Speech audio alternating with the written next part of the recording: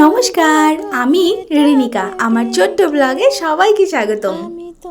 সুন্দর একটা ফুল দিয়ে সকালটা শুরু করেছিলাম, আর দুপুরে রান্না করেছিলাম গরম গরম ধোয়া ওঠা ভাত, সাদা বেতর শাক, বেগুন দিয়ে মাছ রান্না করেছিলাম, আর ছোট্ট ছোট্ট আলু হয় না, বেবি পটাটো, সেটাই ভাজা করছিলাম সর্ষে লঙ্কা বাটা জিরে ফোড়ন দিয়ে, বুঝেছো?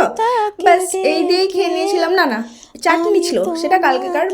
আর বিগত দুদিন থেকে না সূর্য মামার সাথে সূর্যি মামির একটু ঝগড়াঝাটি চলছিল, তাই সে বেলা 1:30-2টো নাগাদ আমার সাথে একবার দেখা করতে এসেছিল। শুধু মুখে গল্প কেন, মুখে করি হরি হরি হাতে করি কাজ। তাই ভাবলাম গল্প না করে একটু কাজবাজ করে নিই। সেলাই ফোড়ো হলো, মামির সাথে গল্প করাও হলো। মা গল্প করছে দেখে ছেলের অত্যাচার শুরু, তাই ভাবলাম তোদের আর গল্পকাটি করে কাজ নেই, আমারও গল্পকাটি করে কাজ নেই, তোদেরকে খাইয়ে দিই। দুজনকে খাওয়াতে বসেছি। পাখির তো শাক খুব ভালো লেগেছে, বেতর শাক আগেই বলেছি তোমাদেরকে। আর কেশু বলছে ভাত ভালো হয়েছে, ভাত ভালো হয়েছে, শাক ভালো হয়েছে এটা কিন্তু বলতে পারছে না।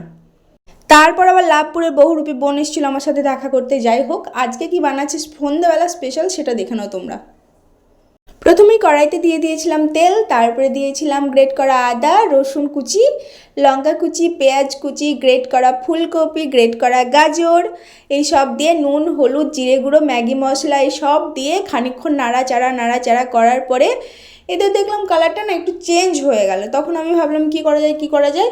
তখন আমার মনে পড়ে গেল হট করে, এই দেখছো এখন আমি নুন ঠুন কিন্তু দিচ্ছি, তোমাদেরকে বলা হয়ে গেছে। তারপরে এই দেখো যে অবস্থার কথা বলছিলাম সে অবস্থায় চলে এসেছিলো, আমি নামিয়ে দিয়েছিলাম। তারপরে কোথার থেকে আমার দুই কারিগর ঝপ করে এসে হাজির, একজন বেলে তো আর একজন শাকে, এরকম ব্যাপার। তো এই দেখো আজ আমরা বানাচ্ছি হচ্ছে মোমো। আমি ইন্ডাকশনের ওপর বালতির ওপর জল দিয়ে, বালতির ওপরে এই যে এটা বসিয়েছিলাম, আমার যে ফুটো খোঁড়াটা আছে না, এই খোঁড়াটা বসিয়ে দিয়েছিলাম। তারপরে উপরে আবার একটা বড় আস্ত খোঁড়া ঢাকা দিয়েছিলাম।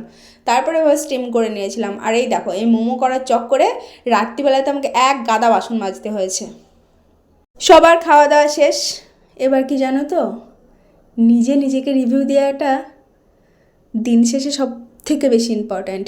আমি সেটাই দিচ্ছিলাম, জাস্ট চুমু। রাধে রাধে। চুমু।